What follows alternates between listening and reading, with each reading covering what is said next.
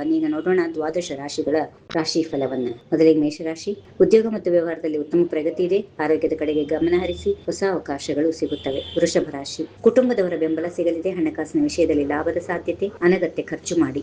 ಮಿಥುನ ರಾಶಿ. ಆತ್ಮವಿಶ್ವಾಸ ಹೆಚ್ಚಾಗುತ್ತದೆ. ಹೊಸ ಕೆಲಸಗಳನ್ನ ಪ್ರಾರಂಭ ಮಾಡಲು ಅನುಕೂಲಕರ ದಿನ. ಸ್ನೇಹಿತರ ಸಹಕಾರ ಸಿಗುತ್ತದೆ. ಕಟಕ ರಾಶಿ. ಕೆಲಸದಲ್ಲಿ ಸ್ವಲ್ಪ ಒತ್ತಡ ಇರಬಹುದು.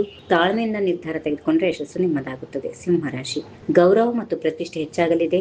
ಉದ್ಯೋಗದಲ್ಲಿ ಹೊಸ ಅವಕಾಶಗಳು ಬರಬಹುದು. ಶುಭ ಸುದ್ದಿ ಕೇಳುವ ಸಾಧ್ಯತೆ ಇದೆ. ಕನ್ಯಾ ರಾಶಿ. ವಿದ್ಯಾರ್ಥಿಗಳಿಗೆ ಉತ್ತಮ ದಿನ. ಆರ್ಥಿಕ ಸ್ಥಿತಿ ಸುಧಾರಿಸುತ್ತದೆ. ಆರೋಗ್ಯದಲ್ಲಿ ಸಣ್ಣ ಏರುಪೇರು ಕಂಡು ಬರಬಹುದು. ತುಲಾ ರಾಶಿ. ಕುಟುಂಬದಲ್ಲಿ ಸಂತಸದ ವಾತಾವರಣ. ಹಳೆಯ ಸಮಸ್ಯೆಗಳು ಪರಿಹಾರ ಆಗುವ ಸಾಧ್ಯತೆ. ವೃಶ್ಚಿಕ ರಾಶಿ. ಪ್ರಯಾಣದಲ್ಲಿ ಯೋಗ ಇದೆ. ಕೆಲಸದಲ್ಲಿ ಪರಿಶ್ರಮಕ್ಕೆ ಉತ್ತಮ ಫಲ ಸಿಗುತ್ತದೆ. ಆತುರದ ನಿರ್ಧಾರ ಬೇಡ. ಧನುರಾಶಿ. ಹೊಸ ಆದಾಯದ ಮಾರ್ಗಗಳು ತೆರೆದುಕೊಳ್ಳುತ್ತವೆ.